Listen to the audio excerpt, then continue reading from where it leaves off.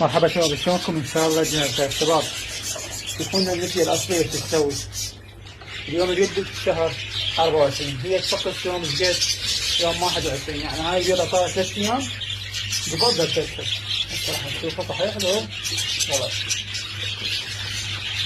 شوفوا شباب، عرفتها وضبطتها. هاي رقم 1 هو البيضة تفقد.